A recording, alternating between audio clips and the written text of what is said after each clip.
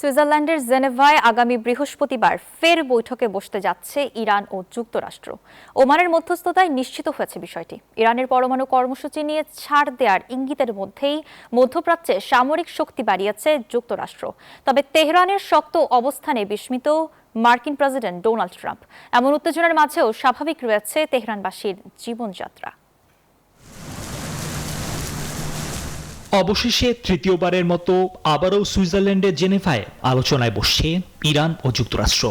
আগামী বৃহস্পতিবার ওমানের মধ্যস্থতায় অনুষ্ঠিত হবে বৈঠক।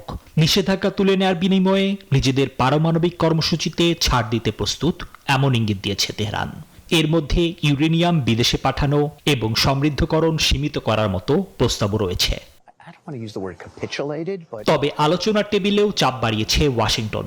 মার্কিন বিশেষ দূত স্টিভ উইটকফ বলছেন, মধ্যপ্রাচ্যে ব্যাপক সামরিক মহড়ার পরেও ইরান কেন সমঝোতায় আসছে না তা নিয়ে কৌতূহলী মার্কিন প্রেসিডেন্ট ডোনাল্ড ট্রাম্প। তার দাবি, ইরান পারমাণবিক বোমা তৈরির উপকরণ থেকে মাত্র এক সপ্তাহ দূরে রয়েছে।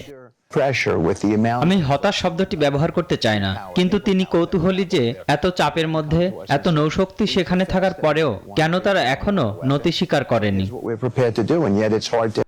ওয়াশিংটনের হুমকির মাঝেও অনেকটাই স্বাভাবিক তেহরানের জনজীবন।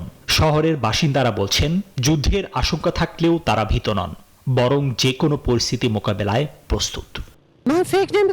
এটি একটি খারাপ অনুভূতি, কিন্তু আমরা যুদ্ধকে ভয় পাই না। এখনো কোনো হামলা হয়নি এবং চিন্তার কিছু নেই।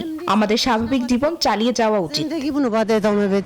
সামরিক উত্তেজনা আর কূটনৈতিক আলোচনার টানাপোড়েনের মধ্যেই এখন জেনেভা বৈঠকের দিকে তাকিয়ে আছে আন্তর্জাতিক মহল। নিবির আমিন, নিউজ 24।